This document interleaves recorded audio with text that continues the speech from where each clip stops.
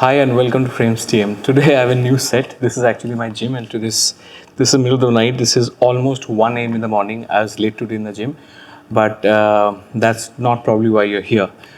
Today I'm going to talk to you about this whole mess. Not mess. This whole confusion about the ISO and auto ISO function on the Nikon ZF. Now, this honestly to me seems like an unlikely controversy, which probably is leading many people into sort of confusion and also misunderstanding of the camera. Some are feeling that this is making the whole function of using auto ISO and ISO very complicated.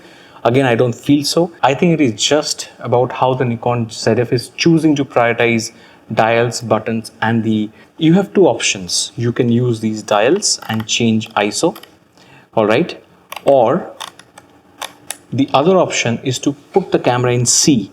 I don't know if you can see C. C means control here. You can put the camera in C. Did it focus on the camera? So that's task number one. You're choosing to use the dial and put the camera in C. Once you have done that, now in order for you to change ISO, this is the ISO dial. Now in order for you to change ISO, you have to either get into the menu, right, and use the auto ISO control. You can switch it on or you can switch it off. That is one way of switching it off. Or you assign ISO to a button. Like I have assigned ISO to this button, this front function button, FN1 button. The moment I press this button, I have the ISO thing highlighted here. It means now I can operate on ISO. I can change ISO manually.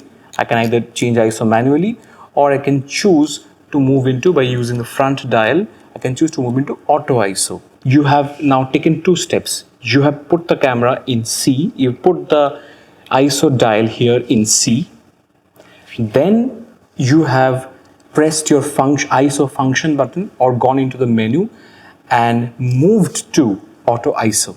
Once you have done that, your camera is now looking at the scene and choosing to change ISO depending on the scene. It's automatically changing things, right? It's automatically changing ISO. You have no control. Now, while you're shooting, suddenly you feel that you want control on ISO values back. So what you're doing is suddenly you're thinking, okay, I'm in C, and C means the camera is drawing the values of ISO from custom control buttons or from the menu inside. So if I now move out of C and get into the different values that are written on the dial, I should be able to get back to manual way of setting the ISO, right? And when you do that, I suddenly I move this dial here, nothing changes. The sound is so beautiful, always. Nothing changes. Okay, you can see here, ISO 36 or 6400, something like that. But as you can see, if you can see, the auto ISO is blinking, right? Now that's the point. I have moved out of C and now I want to use ISO manually. But even when I do that, this camera is not taking input from this dial anymore. Why? Because previously I chose to go through a process of putting the camera in auto ISO. I first chose to use the dial to come back to C and then use a function button to move to auto ISO. Now the camera is insisting that you have to now use auto ISO. How do you now handle the situation? You want to control ISO.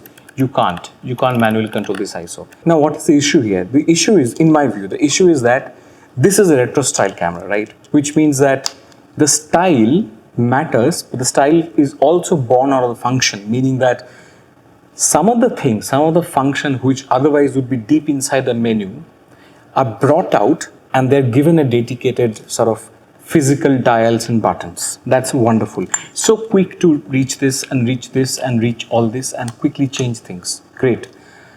But now when I want to actually manually change it, this is overridden by another electronic function, software function. I think this hardware feature on top of the camera should take precedence, should be given priority.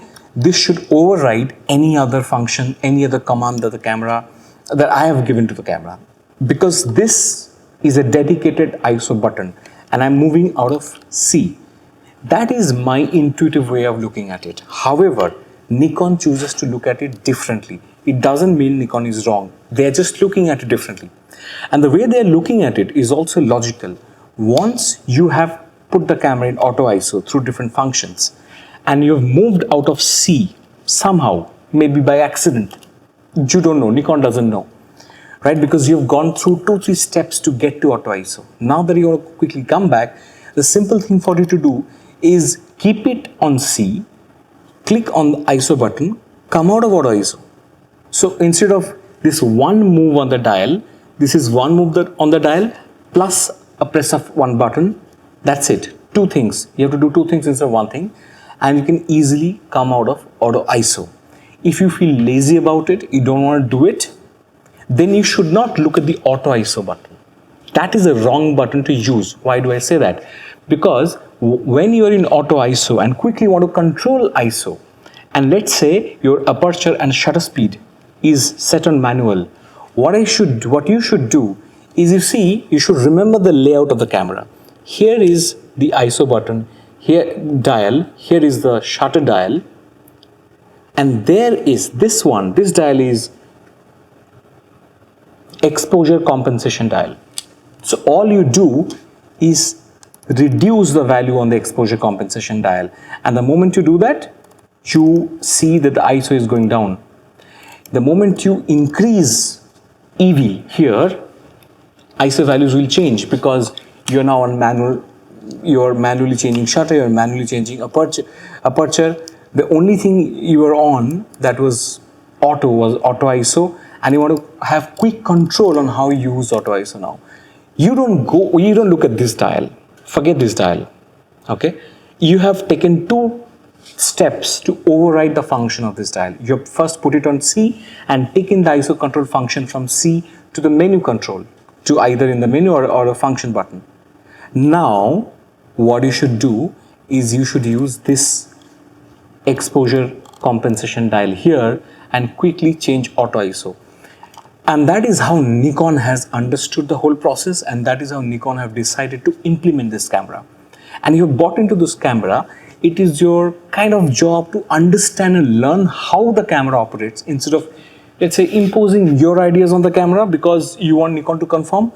I think camera manufacturers find different ways of making these machines, and if you learn them differently and learn their uniqueness, you will be able to make far more usage of these cameras than if you want it to be like a Z8 or a Z9 or a Z6 or a Sony a7 IV, because this camera is a different camera. So I think you should accept what this is for what it is.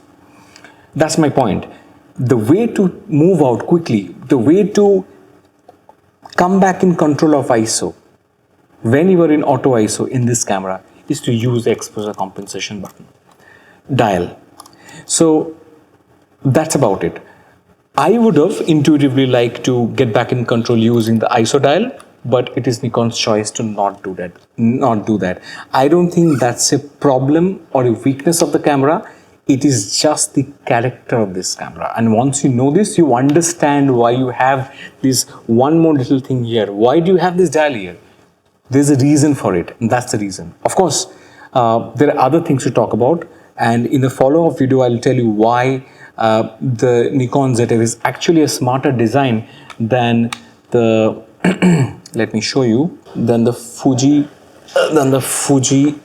X-T5. I'll tell you why. So thanks a lot for watching the video till the end. I'm going to see you very soon with another one.